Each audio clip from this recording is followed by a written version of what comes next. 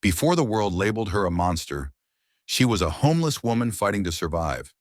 So how did Aileen Wuornos go from a victim of abuse to one of the most feared names in true crime?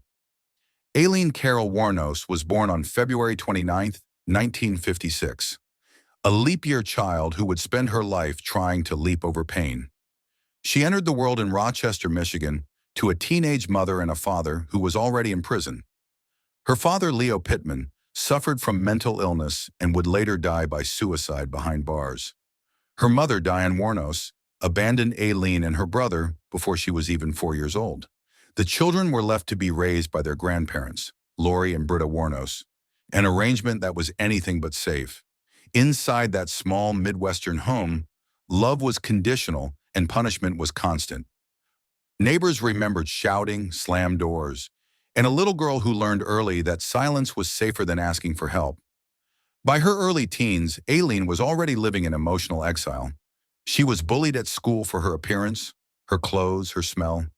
By 15, she was homeless, sleeping in abandoned cars, trading what she could for food, for cigarettes, for warmth.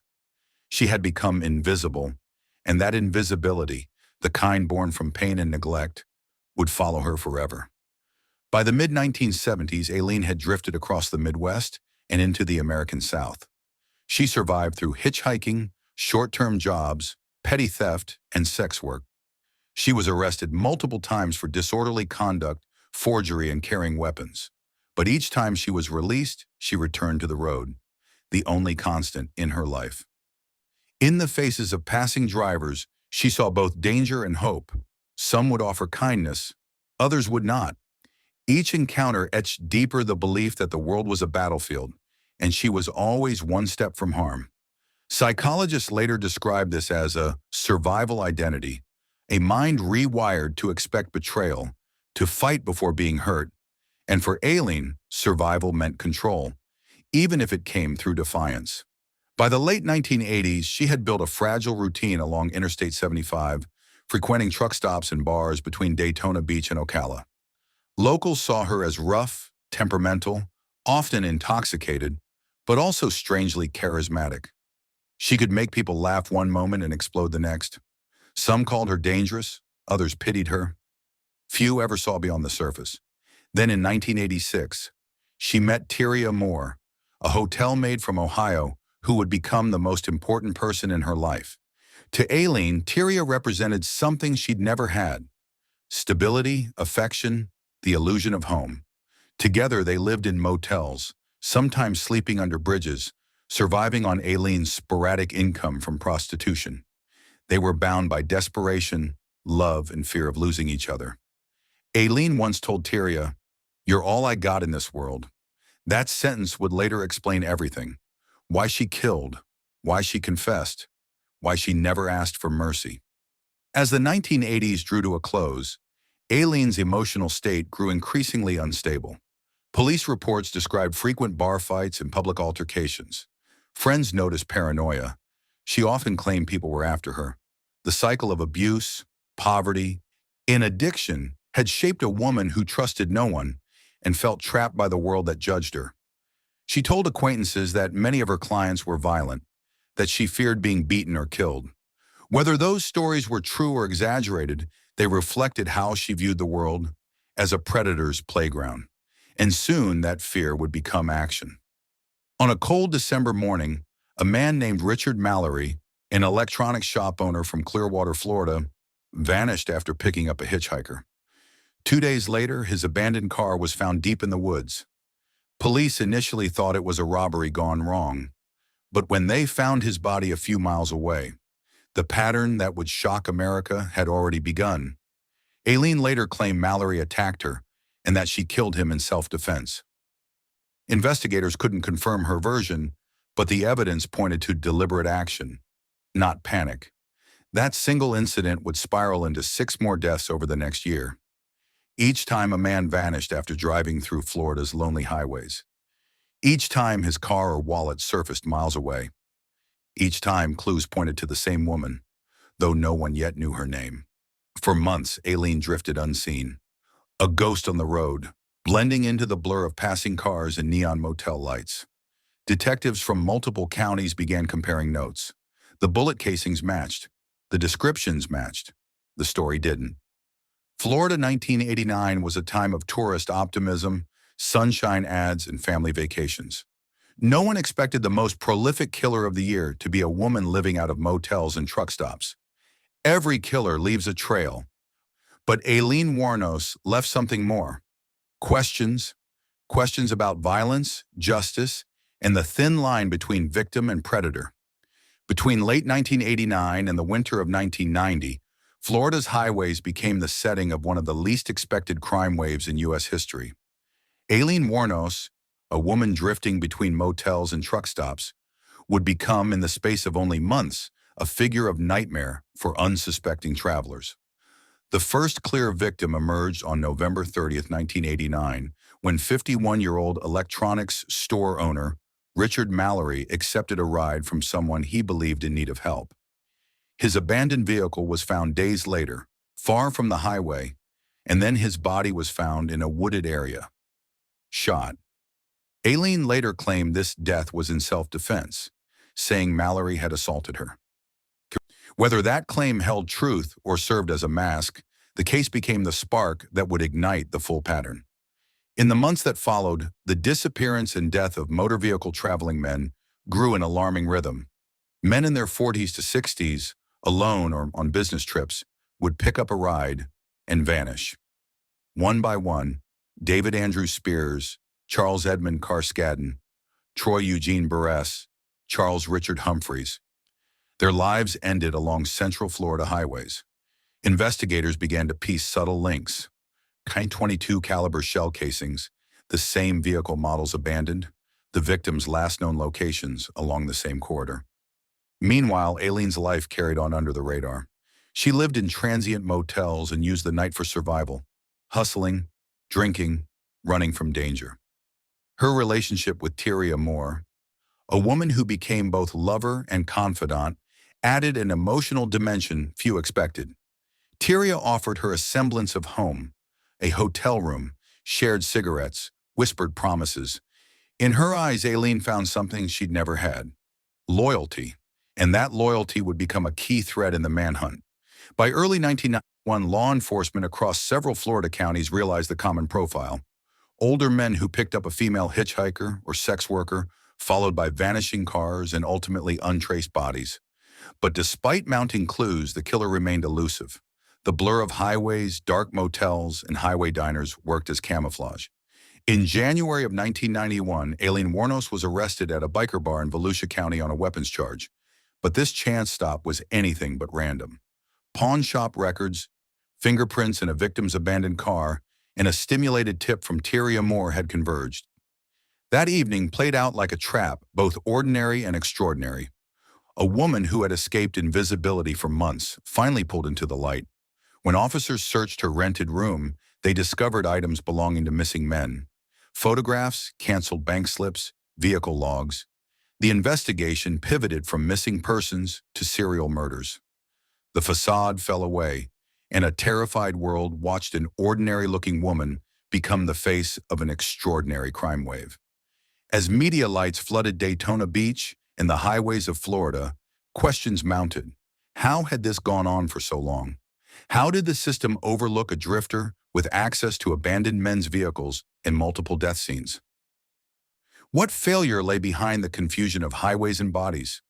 Above all, the suspense of the manhunt became a mirror.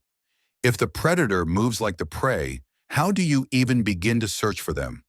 The day Aileen Wuornos was finally found sitting inside the smoky, dim corners of a Daytona biker bar, she looked nothing like the woman the police had been hunting for months. She wasn't hiding. She wasn't running.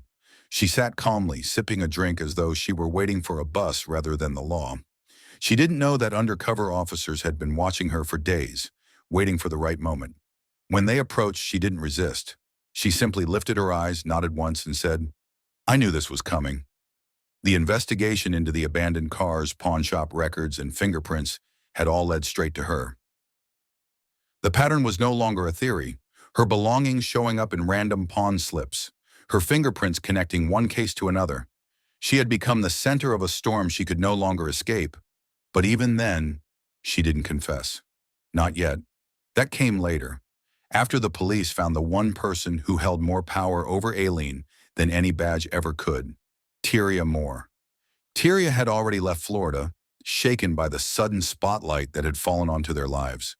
Investigators tracked her down and confronted her with the evidence. She didn't try to defend Aileen. She didn't fight for innocence. Instead, she cooperated immediately, offering to help investigators in exchange for immunity. They told her the only way to clear her own name was to convince Aileen to talk. So began a series of phone calls.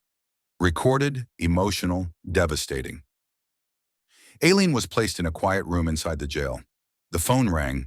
She lifted the receiver, expecting a lawyer, but then she heard Tyria's voice. Her entire expression changed. The woman who had been strong, guarded, defensive, melted instantly. Her voice shook. She asked if Tyria was safe, asked where she was, asked if she was okay. And Tyria, knowing exactly what investigators needed, began to cry. She told Aileen she was scared, told her the police were pressuring her, told her she needed Aileen to tell the truth. The trap was perfectly set, and the emotional weight was too much. Aileen had spent years drifting through life without a single constant, and now the only person she cared about was pleading with her through a telephone line. So she broke, not with rage, not with defiance, but with a trembling voice and a confession whispered between sobs. "I'll take the blame. I'll say everything. You won't get in trouble. I did it." From that moment on, her story was no longer a mystery, but it wasn't simple either. Her confession shifted repeatedly. At first, she insisted every incident was self-defense. Then she said she acted to survive. Later, her tone hardened, taking full responsibility and claiming she just snapped. Each retelling revealed a different shade of her mind.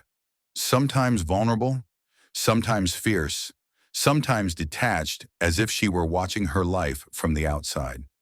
When the time came for trial, Aileen faced a courtroom filled with reporters, detectives, victims' families, and curious onlookers. People expected a monster. Police expected a hardened criminal. But the woman who walked into the courtroom walked with a strange mix of confidence and chaos. One moment she laughed with her lawyers, the next she stared blankly as prosecutors spoke. Her emotions swung like a pendulum. Anger, calmness, sorrow, defiance, often within minutes.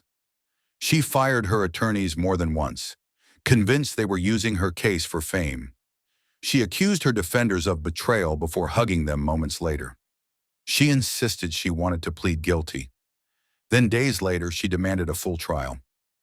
Her unpredictability became part of the spectacle. Throughout the trial, investigators laid down the pattern. Similar locations, isolated roads, abandoned belongings, pawn slips, statements from witnesses, and the stories Tyria had shared. It created a timeline of movement and behavior that prosecutors believed revealed intent. Aileen listened quietly, rarely interrupting. When she did speak, her voice was firm, but carried a tremor that hinted at the emotional storm beneath her words. The moment Tyria stepped into the courtroom as a witness, the shift in Aileen was immediate. She stared at Tyria the entire time, not with anger, but with an expression that blended hurt, love, and betrayal. Tyria's testimony was steady, factual, calm. She spoke of their life together, her fears, and the pressure she felt when everything began to collapse. Aileen's eyes glistened, but she didn't cry. She looked as though she had expected this moment, yet dreaded it more than any prison sentence. Once the trial came to an end, Aileen received multiple death sentences, one after another, stacking on top of each other like the closing pages of a book no one wanted to keep reading. When asked if she had anything to say before sentencing, she stood, her voice shaking not with regret, but with frustration and exhaustion. She spoke of fear. She spoke of the past. She spoke of never being protected, not as a child, not as an adult. She said she was tired of running from shadows no one else could see. As the years passed on death row, her mental state shifted dramatically. Her interviews became unpredictable. One day she claimed she acted in self-defense and begged people to see her as a victim of lifelong abuse. The next day, she changed her story entirely, saying she wanted to wipe out those who crossed her path. Later, she insisted she simply wanted everything to end. She believed the prison was watching her. She believed guards whispered conspiracies. She believed that unseen forces were trying to push her into madness. Her mind had become a battlefield, one she fought alone. Despite this, she eventually stopped all appeals. She asked the state to move forward. She said she was done fighting. When she gave her final interview, she looked different. Tired, older, but strangely at peace. She spoke calmly, even softly, as she shared her final thoughts. She forgave those who judged her, thanked those who believed her story, said she wanted no more pain, no more noise, no more struggle. On October 9, 2002, Aileen Wuornos was executed. Her final words were short, puzzling, and unsettling. "I'll be back." To some, it sounded like a threat. To others, a metaphor. To those who studied her psychology, it was the final echo of a life spent fighting shadows no one else could see. Her story didn't end with her execution. It lived on in documentaries, interviews, court records, debates, and psychological studies. The woman the world called a monster also became a lens through which society examined trauma, systems that failed, and the thin line between victimhood and violence. Her confessions raised questions, her trial raised controversy, and her mind raised mysteries that may never be fully understood.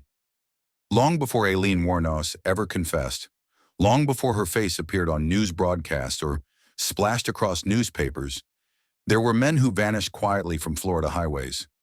Men whose stories at first seemed unrelated, but who would eventually form a trail leading investigators straight to her. The first case came in late 1989. A man named Richard Mallory, an electronics store owner, was reported missing after failing to show up to work. His employees shrugged at first.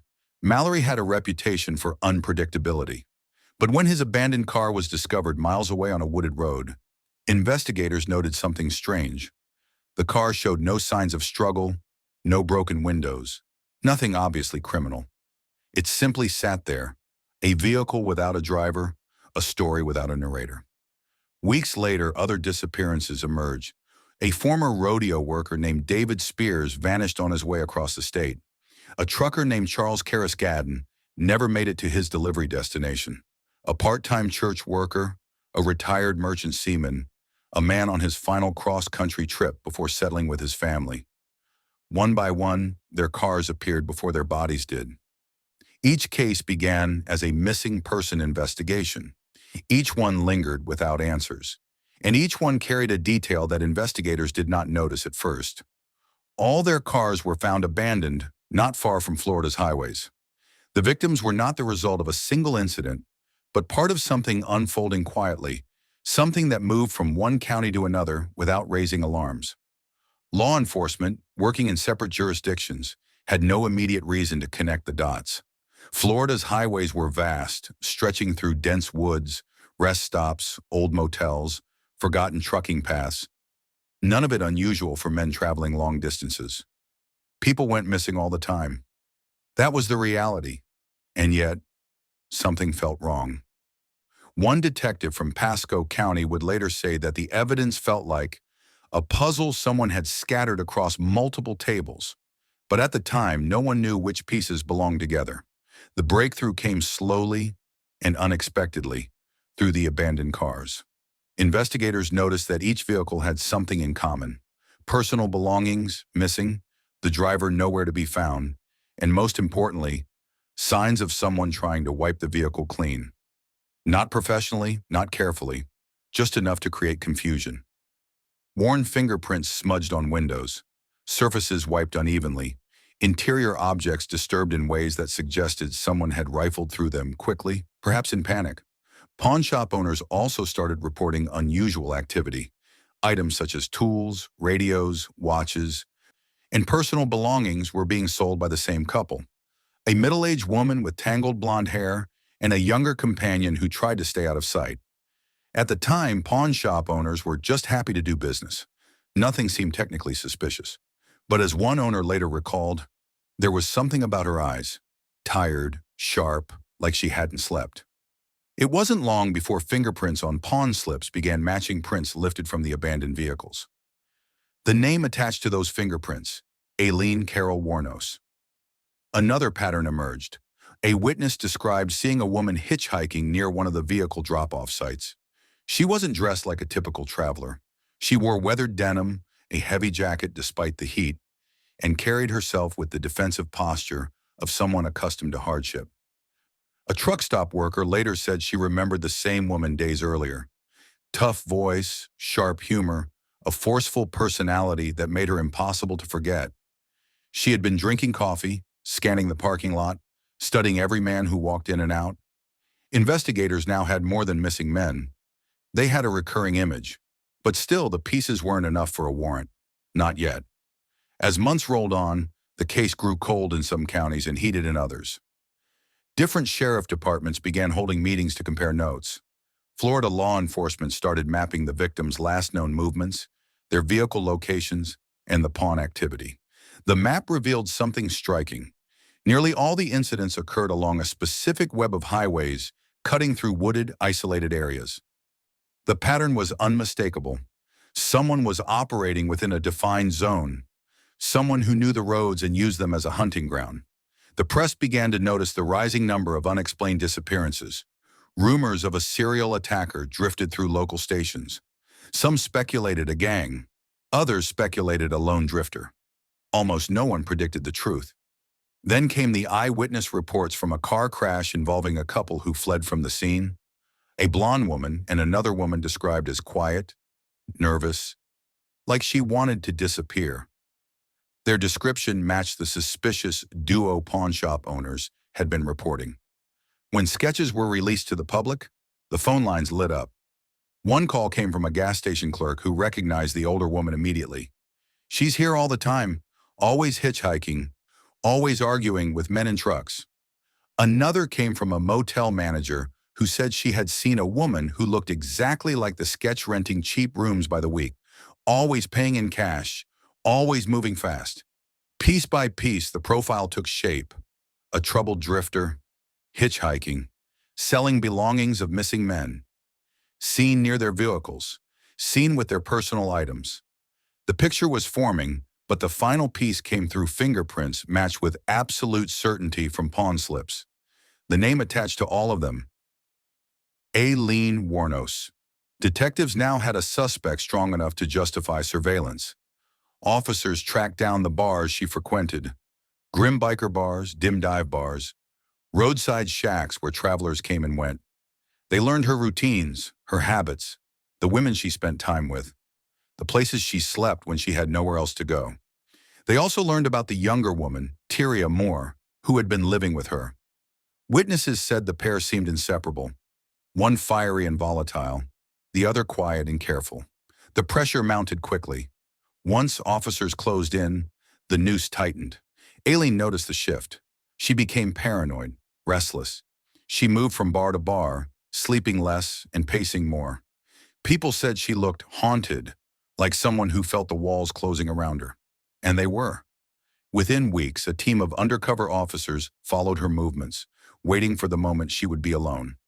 The moment they could step forward without risk. That moment came inside a biker bar called The Last Resort. Aileen didn't fight. She didn't run. She didn't ask why. As the handcuffs clicked shut, she simply said, "I'm glad it's over." But it wasn't over, not even close. Her arrest was only the beginning. The storm was yet to break, and the truth, in all its tangled complexity, was still waiting in the Aileen. For months, the investigation moved in circles. Several bodies connected to the same weapon, the same general location, the same pattern of robbery followed by abandonment. But there was still no face, no suspect solid enough to name. Everything changed when one woman recognized Aileen from a police sketch broadcasted on TV. She didn't know her as Aileen Wuornos, the stranger the police were hunting. She knew her as Lee, the woman her daughter had been living with. That daughter was Tyria Moore, Aileen's closest companion, her emotional anchor, her weak spot. Investigators began with Ty, quietly, carefully. They learned she had left Florida, shaken and afraid, shortly after the murders became public. She hadn't confessed anything, but she hadn't denied anything either. She simply ran. Detectives flew to Pennsylvania, where Ty was staying with family. At first, Ty shut down, terrified that anything she said would pull her into the center of a storm she didn't create. But detectives weren't trying to arrest her. They wanted cooperation. They told her the truth. If she didn't help, Aileen would almost certainly drag her down with her. For the first time, Ty broke. Not dramatically, but in the quiet, tired way someone cracks after holding a weight too heavy for too long. She agreed to help. She agreed to call Aileen. Police placed Ty in a safe hotel room. They recorded every conversation. But the calls weren't about interrogation. They were emotional traps. Ty cried. Ty begged. Ty insisted the police were questioning her. Ty said she was terrified of going to jail. And Aileen, on the other end of the line, did something detectives never expected. She tried to protect Ty. For the first time, Aileen wasn't cold or angry. She was scared, and not for herself, but for the one person she loved. Across several calls, Ty repeated the same line. They think I did something. They want answers. They won't leave me alone. And Aileen repeated the same response. You didn't do anything. They want me, not you. Days passed. Pressure mounted. Ty cried harder. Aileen cracked deeper. Until on the final call, with her voice trembling and defeated, Aileen whispered, I did it. Just please protect her. Ty didn't know. A full confession. Not to the police, but to the only person she ever trusted. At that moment, the case broke wide open. January 1991. Police moved quickly. Aileen walked into the Harbor View, a smoky biker bar she visited often. Officers surrounded the building carefully. They weren't dealing with a timid suspect. They knew she could snap if cornered. But when they walked in, she didn't fight. She didn't shout. She didn't run. She simply said, You got me. A calm surrender that chilled detectives more than a struggle would have.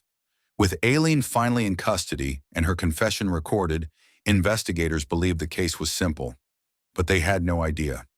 Her confession was only the beginning. Her motive was not what anyone expected. And the courtroom would reveal a version of Aileen that shocked even the people who arrested her. The trial of Aileen Wuornos wasn't just another courtroom case. It became a national spectacle. Every seat was filled on the first day. Reporters lined the hallways. Cameras waited outside.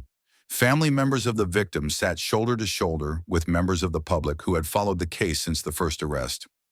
Aileen walked into the courtroom wearing a faded blouse and prison trousers. Her hair was tied back, her expression difficult to read. There was no fear, no defiance, just a kind of exhausted acceptance. She had already spoken to investigators weeks earlier, admitting involvement in several deaths. But in this room, that confession became something else entirely. Not emotional, not personal, but evidence, used piece by piece to build the case against her. The prosecution leaned heavily on the taped interviews, her shifting accounts, and the details she shared on different days. They presented her as deliberate, calculating, and dangerous. Their goal was simple: remove emotion and present the pattern. The defense struggled from the start. They tried to show the jury who Aileen was before the murders. A girl abandoned at a young age, homeless by 14, scarred by years of abuse, shaped by a world that had given her almost nothing. They tried to explain her emotional instability and her distrust of men. But Aileen didn't always help them. Some days she cooperated. Other days she lashed out, interrupting witnesses, arguing with the judge, or contradicting her own legal team. Her unpredictable behavior created tension the defense could never fully undo. More than once, her voice cut across the courtroom. You're all trying to kill me. You don't care what they did to me. Why don't you tell the truth? Each outburst pushed the jury further away. 3 mental health experts examined her. All agreed that she carried deep psychological trauma. They described someone who had lived in survival mode her entire life. Someone with explosive anger responses, distrust of authority, emotional detachment, and patterns consistent with severe trauma and personality disorder traits. But in the end, none of them argued that she met the legal standard for insanity. One expert put it plainly: she learned to survive by attacking first. That was how she understood the world. Another said, she wasn't evil, she was damaged. Deeply damaged. But psychological nuance often matters less in a courtroom than fear. The most emotional moment came when Ty, the woman Aileen once loved, appeared to testify. Her voice was steady, but the guilt and heartbreak behind it were clear. Aileen watched her closely, her eyes filling with emotions she had held back for weeks. It was the only time her face softened. For all the lawyers, journalists, and witnesses in the room, it was obvious. Losing Ty hurt Aileen more than any legal outcome could. After Ty testified, Aileen asked to speak privately with her attorneys. Hours later, she allegedly told them, "I'll take responsibility. I'm not letting her get dragged through this." For a moment, her world became clear. At the end of the trial, the verdict was not surprising. The jury found her guilty, not once, but multiple times. The judge read each sentence slowly, imposing 6 death sentences in total. Cameras clicked softly. People stared, and Aileen remained still, her expression vacant, as though she had already accepted this ending long before the words were spoken. She was asked if she wanted to say anything. She leaned into the microphone and delivered a strange, cryptic line that made headlines everywhere. "I'm sailing with the rock." Only she knew what she meant. With the verdict delivered and the world watching, the case shifted from courtroom drama to the deeper unraveling that followed. The interviews, the shifting stories, the claims against the system, and the journey toward her final days. In the months after the verdict, Aileen Wuornos' case moved from the courtroom into a far more complicated space, a place where truth, trauma, fear, and pressure collided. She had already confessed to the killings during her early interviews, but as the years passed on death row, her version of events shifted again and again. Sometimes she spoke with anger, sometimes with clarity, sometimes with exhaustion, and sometimes as if she had finally disconnected from the world around her. The first major shift came during her prison interviews.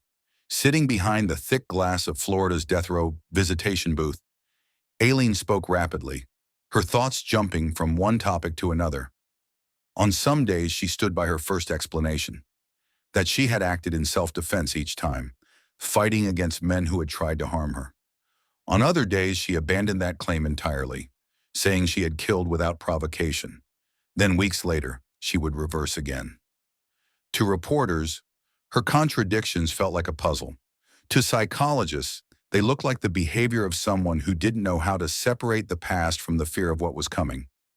One interviewer asked her, "Why did your story change so many times?" Aileen stared straight ahead and said quietly, "Because people only listen when you say what they want to hear." As the years went on, her mental state grew more fragile. She accused guards of watching her through the vents, of poisoning her food, of planning to torture her before the execution. She claimed officers would blow air into her cell to keep her awake at night. Florida officials denied all of it, but her fear was real, and her paranoia deepened. Psychologists visiting her noted signs of extreme stress, trauma-linked thought patterns, and a growing distrust of everyone around her. They described her mind as a place where old wounds never healed, a lifetime of violence, shame, abandonment, and instability, now amplified by isolation and the countdown to death. Even then, she never asked for sympathy. She pushed away support, avoided emotional conversations, and often refused to engage in deeper psychological evaluations. She kept her world small, her lawyers, a few supporters who wrote letters, and the spiritual counselors who occasionally sat with her. In the final year of her appeals, Aileen suddenly announced that she no longer wanted to fight her sentence. She fired her legal team. She told a new set of attorneys she didn't want any more delays. She said Florida should just do it. In one of her final recorded interviews, she leaned forward, eyes sharp, and declared, "I killed them. I'd do it again. I want to go." But listeners couldn't ignore her trembling voice. Part rage, part exhaustion, part plea for an end to her own suffering. Her statements created controversy. Some argued she was giving up because she had lost all hope. Others believed she was mentally unwell and should not be executed. Still others insisted she meant every word she said. Through it all, Aileen remained unpredictable. One day she seemed calm, almost peaceful. The next she was explosive, accusing the entire system of corruption. Her spiritual counselor later described her as a woman who carried too much pain for one lifetime. On October 9, 2002, Aileen Wuornos woke up knowing it would be her last day alive. She refused the traditional last meal and ate only a cup of coffee. She met with the few people she allowed into her final circle. There were no tears, no breakdowns, no public emotional collapse, just a quiet resignation, as though she had already died long before this morning. Witnesses in the chamber described her final moments as strangely steady. She looked directly at the small group behind the glass and gave her final words, a sentence that would echo across documentaries, books, and public debates for years. "I'd just like to say I'm sailing with the rock, and I'll be back." No one truly knew what she meant, whether it was faith, defiance, or a final attempt to take control of her story. At 9:47 a.m., Aileen Wuornos was pronounced dead. Outside, reporters scrambled to release breaking updates. Activists stood divided. Some saw justice, others saw tragedy. But inside the chamber, the final chapter of one of America's most difficult criminal cases had come to an end. What remained was not just the memory of her crimes, but the weight of the questions she left behind. Questions about trauma, justice, responsibility, and how someone could become what she became. Long after Aileen Wuornos took her final breath, her story refused to fade. Courtrooms had closed, appeals ended, and the execution chamber lights went dark, yet her name kept rising. In documentaries, psychology studies, criminal justice classes, and public debates about trauma, responsibility, and the limits of self-defense. For some, she became a symbol of pure violence. For others, she was a reflection of the failures of a system that never caught her when she was still a child. A drifting teenager living in abandoned cars, trading survival for shelter, enduring a world that had no place for her. Society tried to define her as one thing, but the truth resisted simple categories. Even years later, her case still challenged people. Was she shaped by the violence she experienced? Or was she always destined to harm? Was she telling the truth when she first claimed self-defense? Or when she later denied it? Or was the truth lost inside her long before the police ever found her? Survivors of childhood trauma saw parts of themselves in her story, not in her actions, but in the loneliness she described. Psychologists continued to debate how much her past may have influenced her capacity for judgment, stability, and trust. Her interviews became case studies, her contradictions became theories, and her execution became a point of controversy that scholars still argue about. But beyond academic rooms and news headlines, there were the families of the men who lost their lives. Their pain did not fade. Their names rarely appeared in documentaries with the same intensity as hers, yet they carried the quiet, permanent weight of the truth. Each victim was a human being with loved ones, dreams, and futures that ended too soon. Their families lived with questions no court could answer and grief no sentence could erase. Aileen's story also forced law enforcement agencies to reflect. During the early investigations, police from different counties had struggled to connect the patterns quickly. Records weren't shared, sightings were overlooked, and pieces of the puzzle sat in separate boxes. In later years, her case became an example used in training, a reminder of why coordination matters and why missing early signs can cost lives. The public's fascination with her never fully disappeared. Films portrayed her as broken, monstrous, misunderstood, or all three, depending on the lens. Authors searched her childhood for clues. Podcasters re-examined every timeline. In online discussions, strangers debated whether she was a victim who snapped or a predator who hid behind tragedy. But the people who had known her on death row painted a more complicated picture. Some described moments when she was gentle, reflective, almost painfully honest. Others remembered her anger, the sudden emotional storms, the mistrust that kept her fenced inside her own mind. No one version was complete.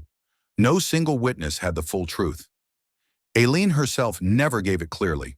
In the end, her legacy became a mirror, reflecting whatever people believed about justice, trauma, and the human capacity for both harm and resilience. If someone believed environment shaped destiny, they found proof in her childhood. If someone believed evil could look ordinary, they found proof in her crimes. If someone believed society fails its most vulnerable, her life became their example. Years passed, but her story kept resurfacing, not because people celebrated it, but because it remained a warning wrapped inside a tragedy. A warning about ignoring early signs, about the ripple effects of violence, about the thin line between protection and destruction, and about how a lifetime of pain can twist into something the world is never prepared to face. And somewhere in that warning lies the hardest truth of all, that the world created the woman it later condemned. Aileen Wuornos left behind no final confession that tied everything together, no statement that answered the questions she had raised. Instead, she left an unfinished sentence, a life that forces each listener to ask their own questions. Was justice served? Could anything have changed her path? What responsibility does society hold for the people it allows to fall through every crack? Her story doesn't end neatly because real stories rarely do, but it ends with a lesson, one whispered through every documentary, every court transcript, every survivor testimony, every psychologist's evaluation. In life, the most dangerous stories are the ones no one pays attention to until it's too late. Even after Aileen Wuornos' execution, her story refused to fade. Some saw her as a dangerous offender. Others saw a broken woman shaped by trauma and abandonment. But no matter the viewpoint, her life forced society to confront hard truths about abuse, homelessness, mental health, and the thin line between survival and destruction. Her case challenged stereotypes about female killers and exposed weaknesses in the systems meant to protect both victims and vulnerable people. For the families of the men she killed, the pain never disappeared. For the world, her story became a reminder that violence doesn't always look like the monster we expect. So the final question is yours. Was Aileen Wuornos a cold-blooded killer or a damaged soul pushed past her limit? Let me know, and tell me in the comments what justice truly looked like in this case. If this story made you think, subscribe for more true crime documentaries told with depth, respect, and honesty.